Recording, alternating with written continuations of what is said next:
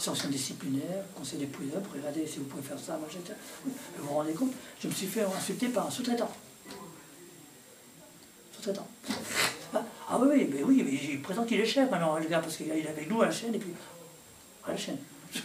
Je récolte tout sur des prétendus sous-traitants, tu sais, dans la viande, où ils sont dans une chaîne, et tu as la moitié, c'est salariés de la boîte, et l'autre moitié, c'est les salariés des sous-traitants. Quand tu prétends qu'ils sont indépendants, c'est une chaîne, un convoyeur. Donc tu peux dire que tout ce que tu pouvais apprendre, parce que tu avais l'information qui arrivait au bon endroit, au même endroit, toujours. Et après, cette information, parce qu'elle n'arrivait pas, parce que c'était du renseignement, qu'on ramassait quelque chose ailleurs, bah oui, il fallait qu'elle revienne à la section, et ça, c'était la difficulté. Ces services de renseignement étaient trop loin, souvent de la section, pour réagir, pour ramasser quelque chose, pour donner un signal, ils avaient quelque chose peut-être à prendre à l'endroit. Je crois me souvenir que dans les départements du Sud, il y avait aussi des gens des inspecteurs ou des inspectrices, qui ne recevaient que des équipes syndicales d'un seul syndicat. Je n'ai pas entendu parler, mais ça aurait été une horreur si tu fais ça.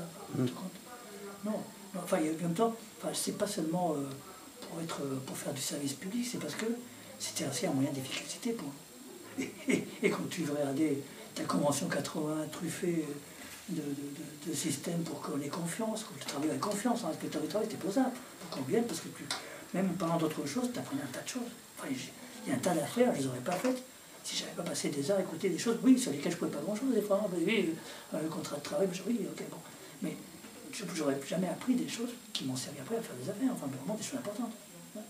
Parce que tu dis, tu mets 3 sur 3 trucs, quand tu restes dans le secteur, tu dis, ah, mais il se passe ça, attends. Ah, il m'a dit qu'il allait me donner de l'argent et qu'il me ferait une lettre de licenciement avec une transaction. J'ai droit à combien? Mais tiens, pour vous dire que vous avez droit à combien, il faut que c'est quelle convention collective? L'industrie laitière. Hein. Votre entreprise, c'est l'industrie laitière, très bien. Bon. Puis 3 heures après, tu en as un autre, ou le lendemain, ou la prochaine permanence. Oui. Et vous me donnez des sous, ils veulent me reclasser dans une boîte. C'est un groupe, ils ont une entreprise sur le marché de Rungis, une filiale, ils vont me reclasser là-bas.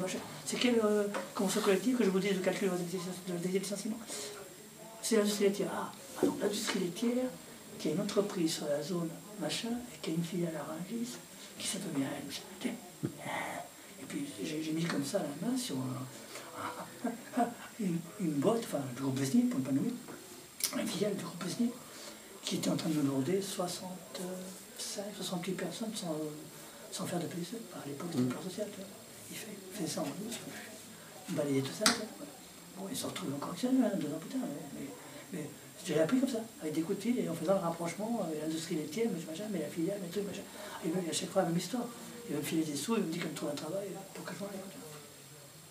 Non, c'était du... Et ça, sur place, je prétendais qu'on était l'inspecteur du travail. Si vous les avez pas la peine, après, tu pouvais tout savoir. Enfin, l'entreprise, c'était un peu... Enfin, et ça l'est encore pas mal. C'est la boîte noire, un peu. On ne rentre pas comme ça, tu vois, c'est la propriété privée, c'est machin.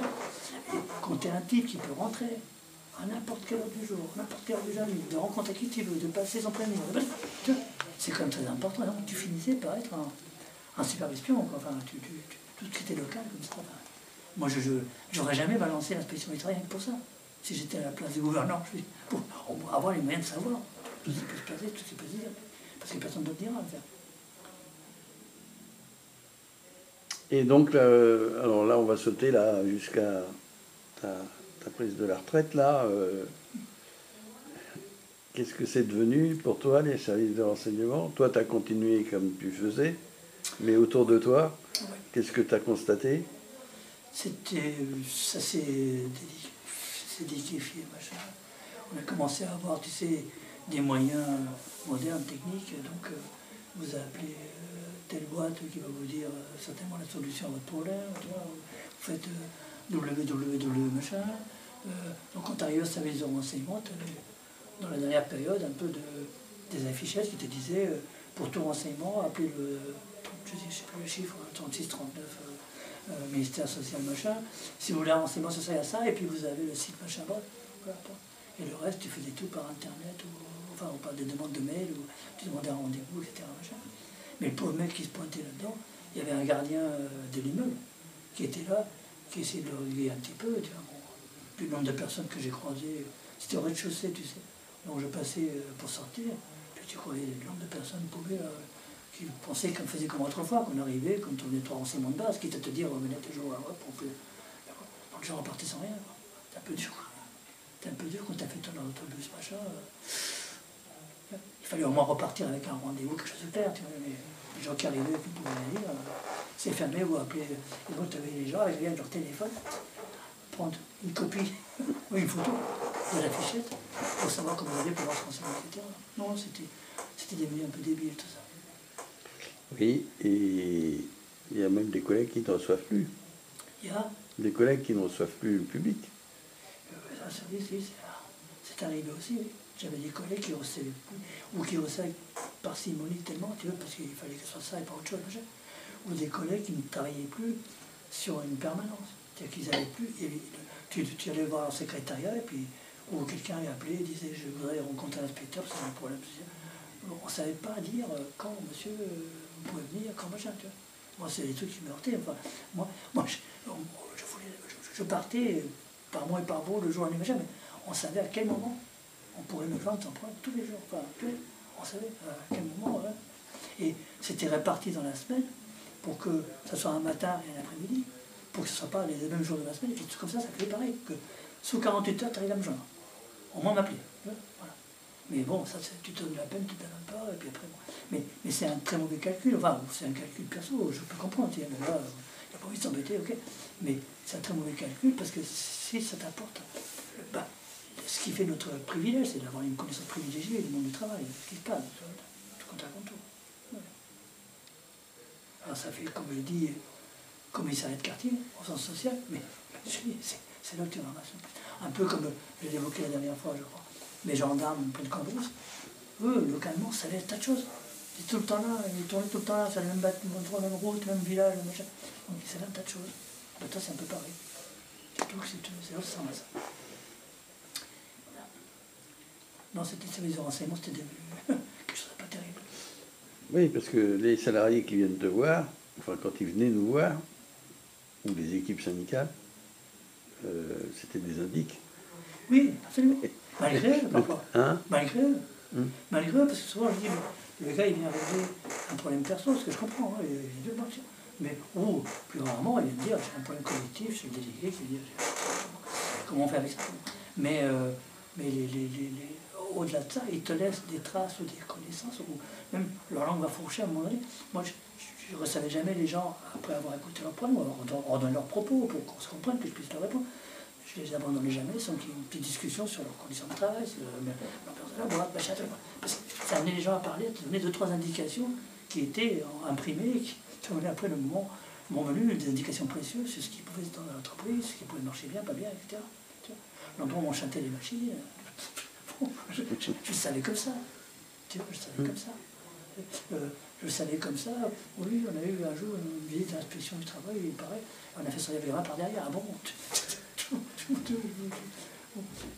Non, c'est vraiment un tort. Enfin, du point de vue service public, je pense que c'est déplorable. Après, c'est un tort de ne pas faire ça. Après, si tu en as trop, ça peut arriver, parce que moi, je suis sûr qu'il y a une époque, mais si tu en as trop, tu essaies de réduire un peu, machin, les normes plus humaines, autre chose, mais on ne peut pas abandonner ça. Tu abandonnes ça, c'est fini. Tu n'es plus inspecteur du travail, mais tu installes une machine quelque part, je viens lui dire la question, tu réponds. Mais tu dis avocat, quoi. Et puis tu réponds à côté. Parce que si tu pour beaucoup de questions, il fallait des choses très précises pour voir, non, mais là plutôt par là. Non, c'est pas du bon boulot, ça. Non. Percevoir les gens. Oui, mais l'administration ne nous a jamais obligés à faire ces 2 jours de permanence. Enfin, moi, par exemple, dans le 92 était au téléphone injoignable pendant des jours et des jours. Par exemple, le 92, qui est quand même le plus grand département au niveau sièges sociaux, etc. Quand j'étais au début de Val-de-Marne, en section détachée, j'étais quasiment frontalier du 92. J'essaie de veiller le nombre de fois que j'ai répondu. Et en m'en voulant un peu, parce que si je réponds, après, les gens vont appeler ici, c'est pas bon, il faut qu'ils appellent là-bas, qu'ils apprennent là-bas les choses. Oui. Mais j'en avais, je me souviens, parce que oui, il y avait des endroits qui répondaient pas bien. Vous appelez des collègues, tu vois. Moi, j'avais par exemple, pour habitude, souvent, quand je voyais une entreprise des bâtiments, les entreprises du bâtiment, c'est souvent ponctuel. Ils interviennent pour un chantier sur le secteur, mais tu ne les connais pas au fond, tu ne vois pas tout leur chantier, tu ne vas pas partout, et ça, etc. Donc souvent, lorsque j'avais une situation un peu où j'étais en train de dire le procès avait la bonne solution, j'appelais d'abord le collègue qui avait le siège. Je disais, tu reçois souvent des copies des courriers des collègues, tu les connais, machin. Et donc, ça me donnait une appréciation pour dire PV ou pas PV, je fais une copie au siège. Le nombre de fois où j'ai appelé, c'était la croix et la lumière pour avoir mon inspecteur, pour qu'il me dise oui, non, on les connaît bien ou on les connaît pas, tu peux. Tu vois. Et ça, parce que c'est pour essayer de faire pareil, de faire du bon travail, de ne pas faire n'importe quoi, d'arriver sur n'importe qui. Voilà. Et donc pour ça, il faut pouvoir que les autres soient disponibles, que machin. C'est-à-dire qu'on tombe sur des collègues qui ne répondent pas, qui ne sont pas là, dont le secrétaire ne peut même pas te dire quand c'était tous les gens. Franchement, ça c'est pas du boulot, voilà, non plus, pas du boulot. Je me souviens d'un truc comme ça, je vais donner le nom de celle qui a bien réagi, l'autre je ne me souviens plus comment il s'appelait.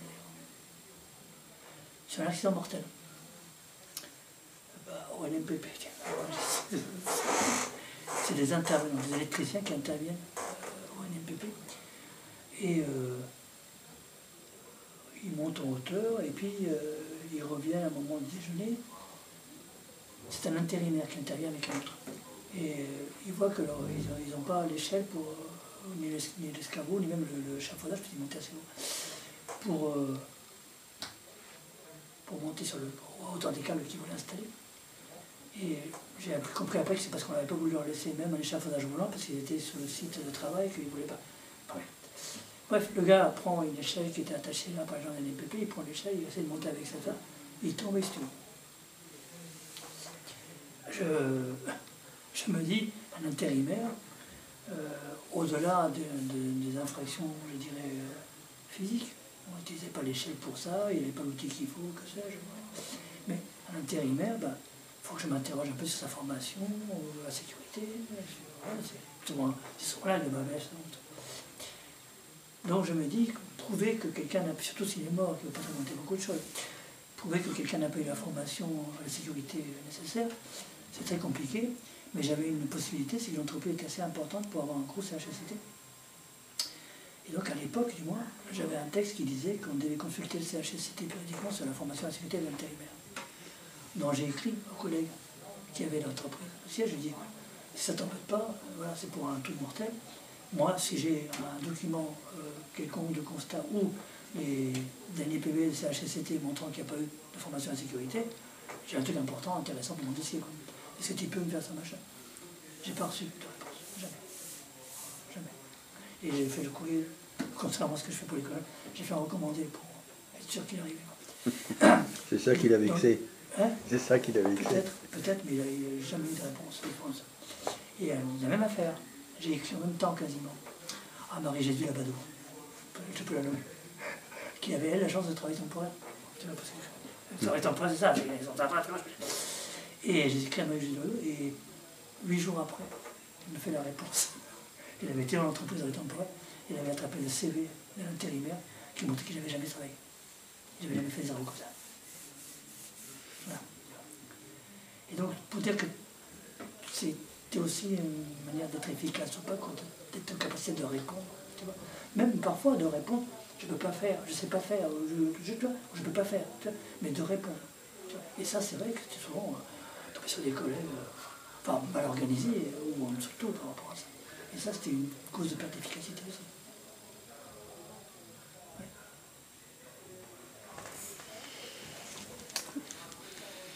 Ouais. Alors là, pour revenir au service renseignement, quel type de personnes venaient te voir? Est-ce qu'il y avait beaucoup d'ouvriers, par exemple? Est-ce qu'il y avait beaucoup de gens du bâtiment?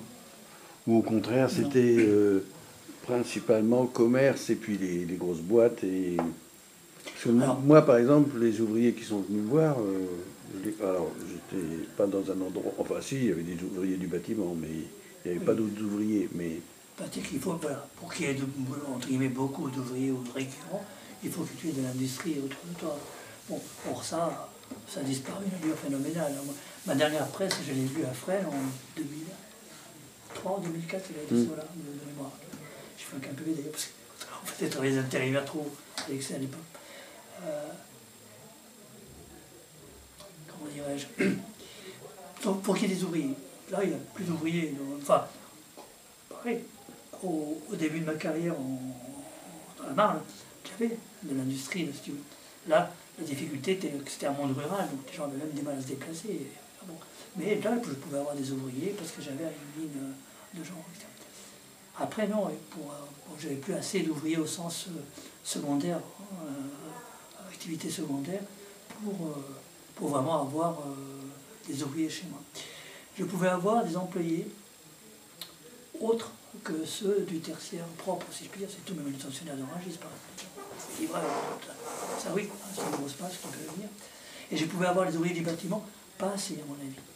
Les ouvriers du bâtiment, c'était plus des coups de téléphone, dont je me souviens me disant « Mon chantier, c'est la merde, c'est machin, c'est tout. » Bon.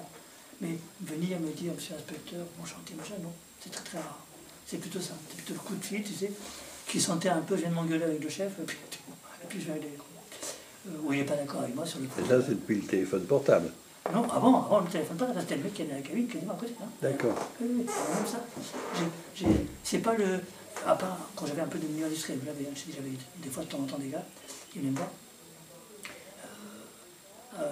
Quand j'avais plus beaucoup d'industrie, j'avais bien beaucoup de ces personnels, de ces employés, de travaux un peu durs, un peu rudes.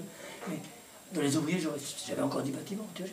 Et là, c'est vrai que c'était très peu, c'est plutôt ça. C'était plutôt des coups de téléphone, de loin, tu vois, qui sentaient à s'engueuler. Ou le grutier, ouais, c'est dégueulasse. Même un grutier qui m'a envoyé une fois des photos, à l'époque des portables, il y a 6-7 ans de ça. Il m'a envoyé des photos prises depuis sa grue, il montrait tout. Pour dire que là, oui, mais c'est plutôt à distance. Et ça, c'est pas seulement parce que c'était facilité par les portables qui existaient, mais parce qu'à l'époque, il n'y avait pas de portable quasiment. Les gens allaient à la cabine du coin, ils appelaient. Hein. Et, oui, je suis avec monsieur Machin qui est à côté de moi, on est à côté du chantier. Voilà. J'ai même communiqué une téléphonique, pour te dire. Et c'était très utile, les cabines, à une époque. Je vais te raconter une étape, je vois en parenthèse, tu vois. Quand on faisait les contrôles pour veiller à l'absence de travail de nuit des apprentis et des mineurs en boulangerie, on était dans des petits villages perdus de la Marne, enfin, c'était tout, il n'y avait presque pas d'éclairage de nuit. Mais on repérait toujours où était la cabine de téléphone. Parce que si on arrivait avec le collègue autour du fourni, quand on disait qu'il y avait du bruit, ou qu'il y avait la lumière et tout, on tapait qu'on n'entendait pas. On allait et on appelait. Je disais, ouvrez-nous la porte, mon collègue est devant la porte. Et on avait toujours une cabine téléphonique à portée de main. C'était une nécessité précieuse. On peut le composer à 3 h du matin. Pour dire que France Télécom nous a pas servi. Alors, non, et donc, les ouvriers des bâtiments, non, on n'en pas beaucoup. J'avais beaucoup moins d'employés. Et des employés de la partie un peu dure, ou de ces gros entrepôts, où on manutentionnait, si vous vous rendez compte, je manutentionnais 6 tonnes par jour. Je faisais des pickings, pour faire des commandes. Mais non, autrement, non. Le milieu ouvrier n'était pas là. Mais parce qu'il était de moins en moins présent aussi, je pense. Puis mon secteur était très intégré, très particulier entre Rungis et les entrepôts autour. Et ça, c'était la moitié de mon secteur. C'était la moitié.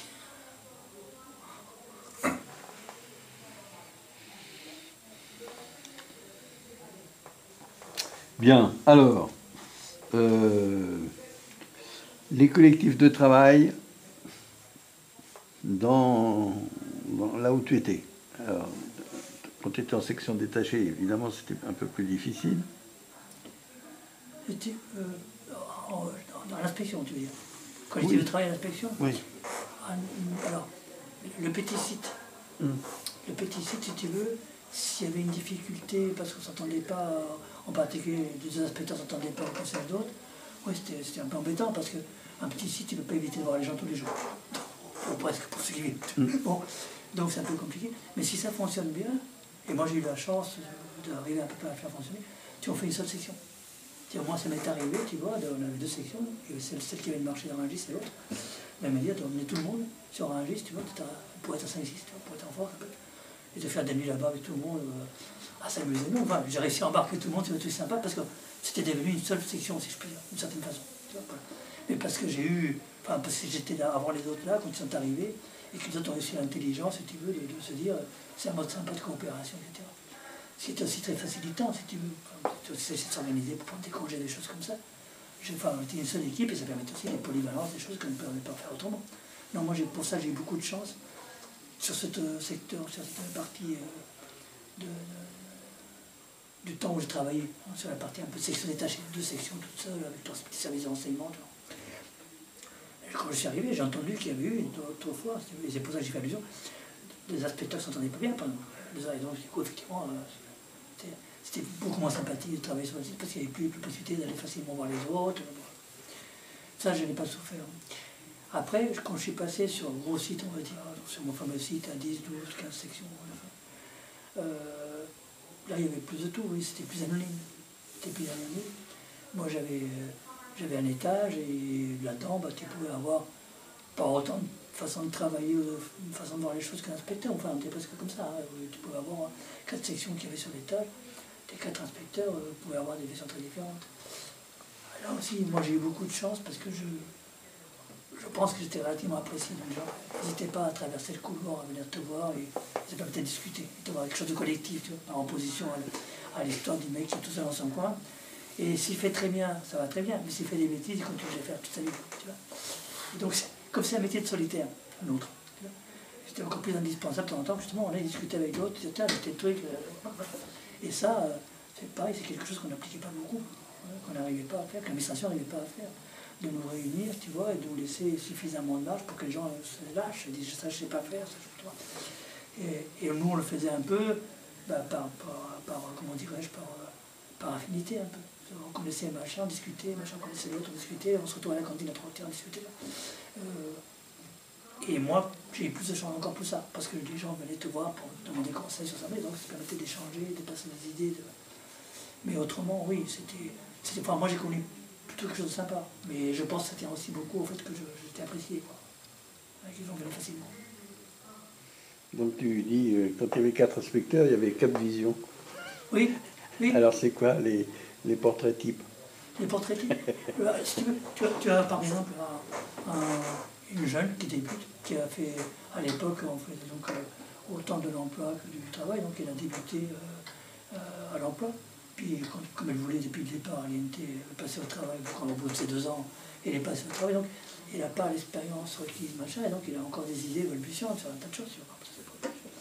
À côté, tu as un autre gars qui est hyper bon, au sens technique, tu sais, qui se lance sur un gros truc, machin, tu vois, mais qui oublie tout le reste quand il a son gros truc, et il est très bon, celui-là. Il prend son dossier, il passe un mois dessus, si besoin, tu vois. Je l'ai vu éplucher avec mon dossier que j'ai fait avec lui, je l'ai vu éplucher plus de 800 factures. Pour démontrer que l'entreprise en question travaille bien en France et pas partout. On vient, mais c'est un mec, tu vois, voilà, c'est un truc beaucoup. Tu vois. Après, tu avais les foufous qui partaient tous les jours pour voir ce qu'il y a. Donc, tu avais des choses très différentes. Et après, tu avais des gens qui étaient dans leur truc un peu, qui tournaient autour d'eux. Tu vois, et là, tu te disais, est-ce que c'est parce que c'est le caractère de la personne, ça peut être, tu vois. Mais tu te disais toujours, s'il fait des bêtises, il va continuer à les faire parce qu'il est tout seul. Tu vois. Quand tu es en groupe, je pense par exemple les policiers fonctionnent ensemble pour ta raison.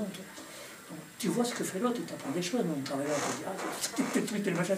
Nous, qu'on va tout seul, tu apprends pas beaucoup. Tu vois, et, sauf les cas où tu vas avec ton collègue, tu vas à 5-6 sur le marché. Mais si tu fais pas ça, tu n'apprends pas beaucoup. Et donc, du coup, tu peux être dans l'erreur toute ta vie. Si tu ne changes pas, au contraire, mais tu te confrontes pas à autre chose et tu ne sais pas trop, et tu n'avances pas trop. Tu tournes un peu en rond. Et sortir des gens pour l'échange, c'est pas toujours facile, parce que les gens ils ont leur caractère, leur vie, c'est normal. Mais si on arrivait à sortir des gens de ça, tous les gens progressaient, etc. Moi, j'étais pas mes contrôleurs, parce que tu les revois quelques années après, ils retiennent ça, et de tout ce qu'ils ont pu retenir, parce qu'on échangeait souvent. Ou je prenais du temps pour leur expliquer des choses. Donc t'apprends comme ça. Alors que le prototype, il fait souvent de la peine, les gars que je voyais faire ça, ou les filles, c'est fois c'est une femme,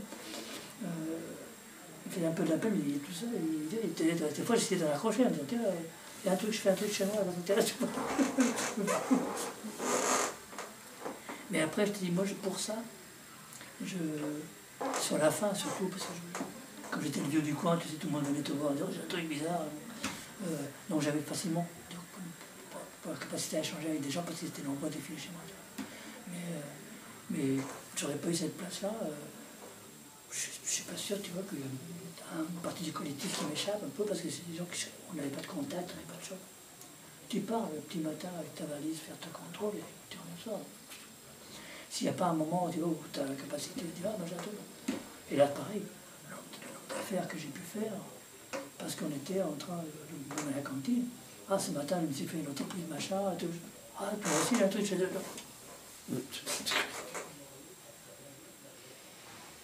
Et alors le collectif avec la hiérarchie? Le collectif avec la hiérarchie, et je crois que j'avais dit que j'ai eu l'impression depuis mes débuts dans le métier. Au début, je me battais contre le milieu, c'est mon travail, hein, on payait pour ça. Les employeurs, les salariés, les institutions. Et de plus en plus, j'ai l'impression qu'il fallait aussi que je me batte contre l'administration. Parce qu'on arrivait avec des trucs bizarres, ou des demandes bizarres. Donc moi, le collectif à la fin, vers la fin, c'est pas tout à fait la fin, parce que depuis qu'on a mis en place les RUC, le système nouveau, c'est devenu encore autre chose. Hein. Mais avant, c'était, on était bien, enfin collectivement, quand on se réunissait, nos 15 inspecteurs, on avait le chef. Là aussi, je sais que j'ai eu beaucoup de chance sur ces aspects, mais je pense que j'ai eu un très bon directeur de pôle pendant quelques années. Et donc, c'était quelqu'un qui avait la culture inspection du travail, donc quand on discutait avec le gars, il savait ce qu'il faisait. Quoi. Et s'il fallait lui dire ton préfet nous emmerde, il savait ce qu'il fallait faire avec ça. Mais on fonctionnait pas mal. On fonctionnait pas mal en collectif, même par rapport à la hiérarchie, par rapport même aux demandes qui pouvaient être parfois pas normales de la hiérarchie. J'ai évoqué une fois,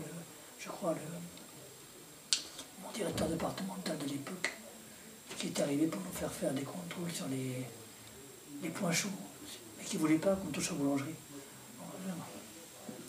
Donc, on est arrivé à lui écrire pour lui demander des instructions écrites qu'il ne pouvait pas nous donner. Donc voilà, pour dire que bon, oui, c'était collectif tout ça. C'était un peu. Il y avait toujours un noyau de personnes plus ou moins offensives par rapport à ça, mais on a toujours trouvé, moi j'ai toujours trouvé des aspects un peu d'un collectif d'inspecteurs pour arriver à dire non, ça, on cadre ça ou pas ça, etc. Et quand tu dis inspecteur, tu penses aussi au contrôleur ou pas? Oui, je pense aussi au contrôleur. Et souvent, certains étaient déjà en pointe, parce que c'était des gens qui étaient pointus, qui ne pouvaient pas passer inspecteur à l'époque. Je te parle de l'époque avant 2015, avant le plan de transformation. Et donc c'était des gens qui étaient pointus souvent. Ouais. Enfin, moi quand je suis arrivé, les contrôleurs m'ont appris plein de choses. Oui. Enfin, je prends même ceux qui étaient contre, pour ma promotion. La promotion, donc il y avait 17 internes, 17 cyclistes, comme on disait, tu vois. Non, c'était des contrôleurs, ces mecs-là. Quand tu avais Jean-Pierre Thierry, contrôleur, tu disais, je suis patron, je me trouve avec ce type-là devant moi, tu vois. Non, tu avais un Paul Ramapias, contrôleur. C'est des petits tas, c'est des inspecteurs, non, tu vois, ce que tu pouvais trouver comme contrôleur, comme qualité de gens qui étaient contrôleurs, qui savaient, qui en plus avaient, c'est les deux que je t'ai cités, il y en avait d'autres, hein, qui avaient aussi une expérience syndicale aussi, non, de revendication, et donc c'était des mecs, c'était impressionnant. Enfin, moi, quand j'arrivais, jeune de la fac, par des diplômes, et tu voyais ça, et c'était des contrôleurs, c'était pas. Ouais, non. Bon, ben ça s'est perdu quand même un peu après. Oui, beaucoup. Alors pourquoi ça s'est perdu? Je sais pas analyser. Alors ça s'est perdu aussi pour les inspecteurs, hein? Oui. Je crois que je t'ai dit aussi, enfin, dans le renouvellement de ce que j'ai vu, et j'ai vu régulièrement arriver des promotions d'inspecteurs élèves, stagiaires, machin, j'en ai formé des tonnes aussi. J'étais de plus en plus surpris par le fait qu'on avait de plus en plus des fonctionnaires, et je t'ai dit, parfois de qualité, il y a des gens qui, tu voyais qu'ils étaient, mais pas des fonctionnaires d'inspection du travail. C'était des gens qui arrivaient, c'est la fonction publique, j'ai un travail administratif à faire, mais qui n'étaient pas dans la culture, si tu veux, qui fait un peu la curiosité, l'aspect un peu revendicatif, c'est son boulot, hein, c'est un aspect un peu autonome. Bon. Le boulot, c'est d'être revendicatif? Oui. Ah d'accord, je te dis, ça oui, c'est pour que tu développes. Hein. Tu peux pas être seulement, si tu veux, à l'idée de dire j'attends ici, c'est le bureau, et ça va arriver, et puis je vais faire ce qui arrive, etc. Tu es en train de chercher, moi je vois tout à Je suis toujours en train de chercher de quoi faire plus, de quoi avancer quelque chose, de quoi, tu vois, arriver à revendiquer en telle entreprise, c'est pas bon, faut tout faire ça. Bon, c'est un peu l'esprit de combat au bon sens du terme, tu vois, d'aller avancer, de faire ce que on travaille pour ça, on ne peut pas pour attendre que le truc arrive pour le faire. Le truc arrive parfois, justement, en permanence, et après, ça va le faire. Et c'est un peu l'esprit, il y a des choses qu'on n'aurait jamais trouvées si j'avais pas eu l'idée de me dire, je vais faire un tour là, parce qu'il faut que je vois, j'avance là-dessus, que quelque chose progresse là-dessus. Mais moi, je voyais des gens arriver et je te dis, ils étaient très bons, machin, mais tu leur disais, mais le procès verbal, comment, c'est quoi? Ils n'avaient pas fait un seul procès verbal, c'est pas un seul brouillon de procès verbal. Ouais, il y a des trucs, on te disait, bah, c'est le truc que vous avez qui peut faire peur, le reste. Bon, donc voilà, on va vous apprendre. J'ai dû faire 10-15 brouillons quand j'étais à l'unité d'appeler les corriger. Là, non, tu leur disais, ah, attention, là, tu fais attention parce qu'il y a la plainte, surtout pas en parler. Ah bon, il fallait leur expliquer. Le premier jour, quasiment, l'INT m'avait dit, convention éviter une plainte à l'inspecteur. Jamais. Je disais, même sous la torture. Jamais qu'il y ait eu, même sous la torture. Et là, les jeunes, ils ne comprenaient pas pourquoi je dois parler de salienté. Non, tu vois, quelque chose qui te structurait comme inspection, avec ce que j'appelle la culture, l'inspection de travail, et qui se perdait avec ça. Donc oui, ça peut être un facteur d'explication, c'est que les gens n'ont pas été, ont été formatés autrement, on va dire. Et ne sont pas passés par l'usine dans laquelle je suis passé moi, quoi. Que j'étais à l'INT, tout ça était évident, enfin il y a des choses tous les jours, on en parlait. Et quelqu'un qui aurait dit, j'ai même vu, c'était quand? On doit être en 2010-2011, j'avais un inspecteur élève qui me montre un exercice qu'on a donné, un PV qu'on a donné, un exercice, et le PV commence par, je reçois monsieur machin qui vient à mon bureau, qui se plaint, qui fait des exercices pas payés, j'ai décidé de faire une enquête, je me rends dans l'établissement. C'est le début du PVS. On a fait ça à l'INT,